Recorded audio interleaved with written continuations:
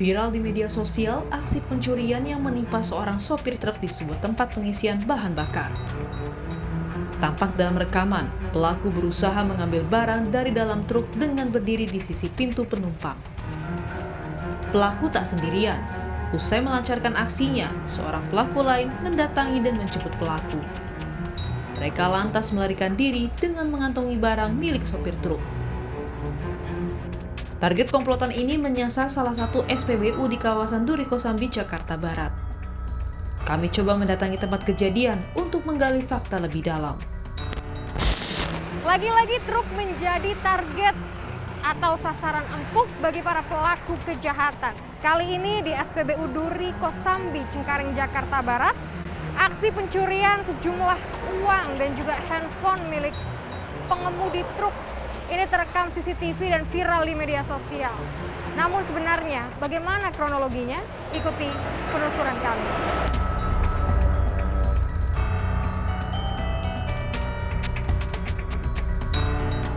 Kami menemui salah seorang saksi yang mengetahui kronologi kejadian. Kepada kami, saksi menuturkan bahwa tidak ada yang menyadari aksi para pelaku. Sang sopir yang sadar barang yang hilang sempat bertanya kepada saksi.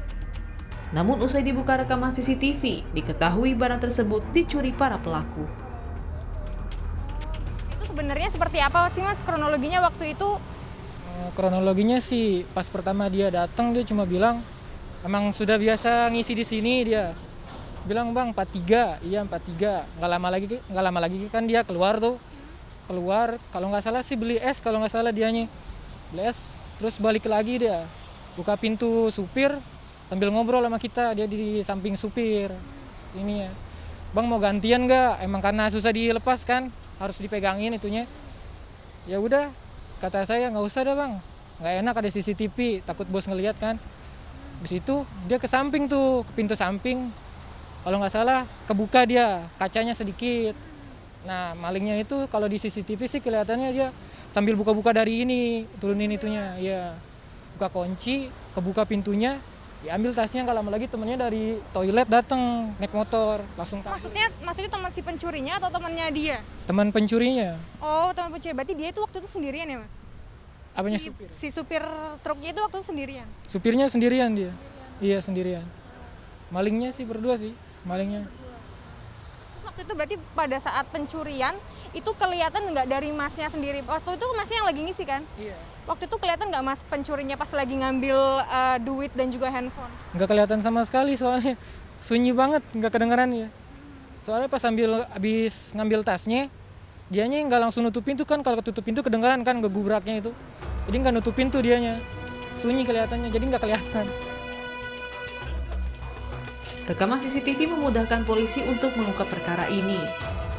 Salah seorang pelaku dapat ditangkap dari tempat persembunyiannya usai buron selama beberapa hari. Pelaku berinisial SS tersebut mengaku baru kali pertama melakukan modus pencurian. Pelaku hanya diminta menemani rekannya untuk mengendarai sepeda motor. Mereka mengaku spontan setelah melihat uang dan ponsel tergeletak di dalam truk. Apa lo udah mengintai apa standby di sana? Enggak.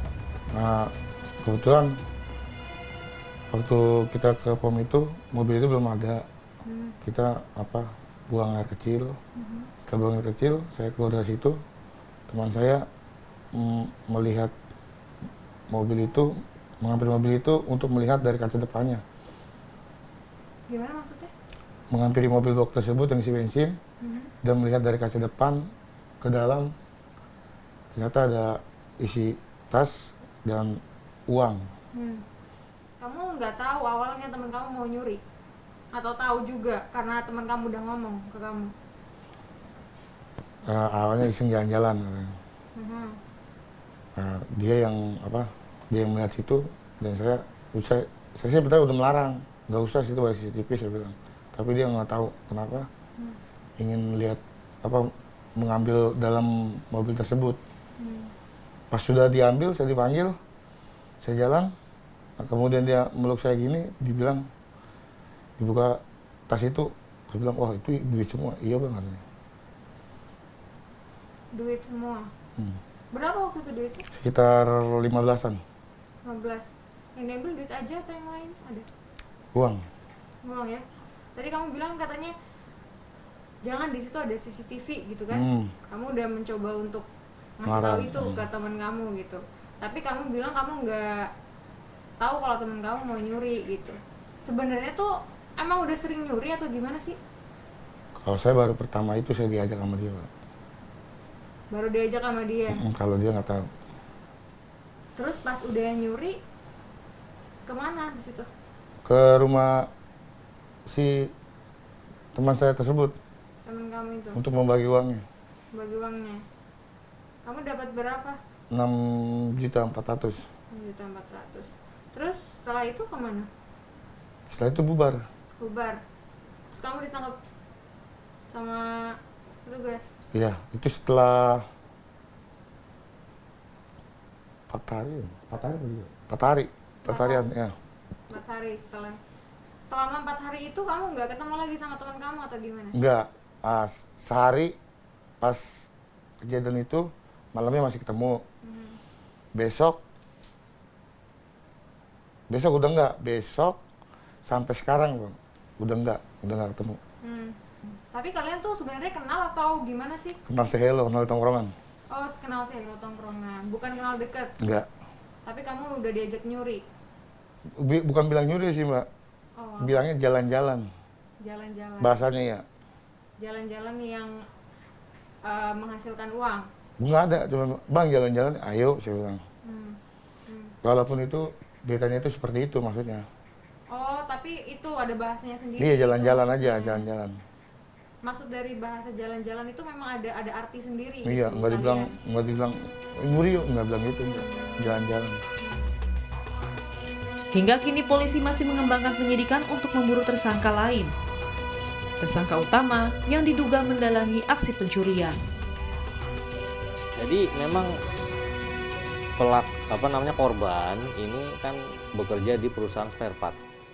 Kemudian dia mengantar barang spare part, kemudian bawa uang hasil penjualan spare part itu. Nah, ketika dia berhenti untuk mengisi mengisi bahan bakar di SPBU Kosambi, pelaku 2 orang ini berboncengan sepeda motor atas nama SS dan J alias Ayung itu memanfaatkan situasi pengemudi yang lengah karena dia mengisi BBM, dia masuk lewat pintu samping, kemudian dia membuka pintu, dia mengambil barang yang ada di dashboard mobil, seperti itu kejadiannya.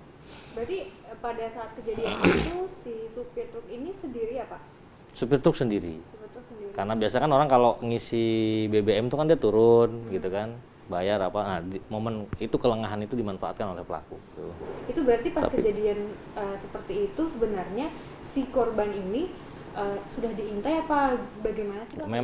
Memang kedua pelaku ini sudah standby di situ memanfaatkan momen kelemahan dari para pengemudi yang mengisi BBM. Jadi mungkin sebenarnya random ketika ada yang lengah, belum ada barang, di situ diambil. Berarti memang dia udah standby, berarti Standby. sebenarnya tidak hanya satu itu aja dong Pak Iya. bisa jadi Pak? Mungkin jika ada pengemudi yang lain yang lengah juga dan belum ada barang, itu juga akan diambil. Jadi pekerjaannya seperti itu memang. Terus polisi mengetahui hal itu dari mana Pak? Kami pertama kali mengetahui dari beredarnya rekaman CCTV yang viral ya di sosial media, kemudian kami melakukan olah TKP ke tempat kejadian perkara, langsung ke situ, kemudian kami menganalisa CCTV, memeriksa sejumlah saksi, kemudian kami melakukan pengejaran terhadap 2 orang pelaku itu. Salah satunya berhasil kita amankan atas nama SS tadi, alias Sandro itu. Ya. Itu orang mana Pak? Si SS ini Pak? Orang Pedongkelan, Cengkareng. Berarti masih daerah situ aja ya Pak? Masih Cengkareng, ya. Kalau sebenarnya si SS dan si satunya yang masih DPO itu udah melakukan hal ini sering atau baru sekali ini Pak sebenarnya? Iya, kalau menurut keterangan yang sudah kita amankan, dia baru sekali melakukan. Dan dia juga baru kenal sama si pelaku yang masih DPO itu. Ya, jadi mudah-mudahan nanti bisa segera dapat ya, biar lengkap nih ceritanya. Oke. Terus kalau misalnya si 2 orang tersangka ini atau 2 pelaku ini sering standby di pom bensin itu ya Pak, di SPBU itu ya Pak ya? Iya, modusnya seperti itu. Modusnya seperti Iya. itu, berarti memang dia mungkin sering melakukan itu ya Pak? Kemungkinan, tapi menurut keterangan sementara dari yang kita amankan baru sekali dia melakukan. Asosiasi Pengusaha Truk Indonesia menyesalkan peristiwa ini. Menurutnya, sopir truk sebagai bagian terpenting dari praktek distribusi harus selalu terlindungi. Sopir truk kerap menjadi sasaran empuk para pelaku kriminal di jalanan. Di tengah pandemi COVID-19 dan masih pelaksanaan PPKM, saya mencoba untuk membatasi mobilitas. Sehingga saya akan mencoba untuk menghubungi salah satu narasumber saya lewat daring. Bapak Tata, selamat siang Pak. Selamat siang, Bu. Pak, ini saya mau minta tanggapannya nih dari Pak Tata. Pak, ini kan terkait dengan kemarin banyaknya ada kasus soal truk gitu. Truk yang menjadi target atau menjadi sasaran empuk bagi para pelaku kejahatan untuk saat ini tuh banyak sekali gitu Pak. Nah, kalau dari Aptrindo sendiri sebenarnya menanggapi kasus-kasus yang ada saat ini seperti apa sih Pak? Ya, sebetulnya ini mengganggu sekali di dalam menjalankan usaha kita di bidang angkutan. Sementara kita dianggap sebagai pelaku yang penting di dalam menjalankan urat nadi perekonomian Indonesia dengan peran sebagai pengangkutan dan distribusi barang kepada pelanggan. Tapi di jalan kita sering mengalami gangguan-gangguan yang tentu saja sangat mengganggu terhadap jalannya operasional. Posisi driver atau sopir itu sangat lemah. Kenapa? Karena dia mengendarai kendaraan yang lajunya tidak cepat ya, sehingga menjadi sasaran. Ya.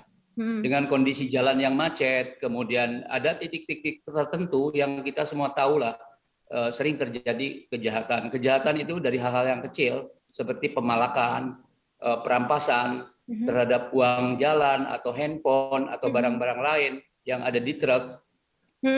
Kalau misalnya kita lihat kan ada supir truk di situ gitu kan Pak. Nah, sebenarnya kalau yang sudah diupayakan oleh Aptrindo sendiri seperti apa Pak? Masing-masing ya kita tentu saja berkoordinasi dengan aparat keamanan dan kita juga memang melihat ada upaya penanganan di jalan seperti adanya polisi jalan raya baik itu di tol maupun di titik-titik tertentu. Tapi sebenarnya kalau dari Pak Tata sendiri nih saya pengen tahu yang sudah dibekalkan kepada supir truk yang paling basic itu apa sih Pak sebenarnya Pak? Kalau internal di tiap perusahaan kan kita sudah mengenal ya, artinya titik-titik tertentu yang dianggap rawan lah ya, sehingga ada internal briefing kepada sopir untuk melakukan antisipasi. Nah, itu satu. Kedua, tadi saya sampaikan juga sopir kan bawa uang jalan, Bu. Nah, sebisa mungkin kita kasih briefing kepada sopir, ambil uang jalan secukupnya. Karena kan kita ada ATM. Jadi mungkin misalnya ambil contoh, Bu, dari Jakarta ke Surabaya, bekal untuk uang jalan untuk membawa truk tronton, itu misalnya 3 juta misalnya. Kan tidak harus diambil 3 juta, karena komponen 3 juta itu kan sebenarnya beli BBM. BBM dari Jakarta Surabaya kan bisa dicicil belinya ketika ngambil dari ATM. Jadi ini juga akan membuat pencegahan. Jadi tidak membawa cash secara besar. Uang setoran senilai 15 juta hilang karena dicuri. Tapi tak hanya itu, ponsel milik sang supir truk pun juga ikut raib dicuri di SPBU. Truk memang sering dianggap sebagai kendaraan yang lamban atau tidak bisa berjalan dengan cepat, sehingga sering menjadi target atau sasaran empuk bagi para pelaku kejahatan untuk melaksanakan aksinya. Sering dibekali secara internal di perusahaan masing-masing untuk supir truk agar bisa terhindar dari kejahatan di jalan. Namun tetap saja, Asosiasi Pengusaha Truk Indonesia ini mengharapkan adanya penegakan hukum dari sang penegak hukum agar bisa mengupayakan meminimalisir adanya terjadi tindak kriminal ataupun juga kejahatan di jalan terhadap truk dan supir truk. Karena tak hanya kehilangan harta atau tak hanya kehilangan materi, namun juga mengancam nyawa. Abel Insani, Aufa Farid, Kompas TV, Jakarta.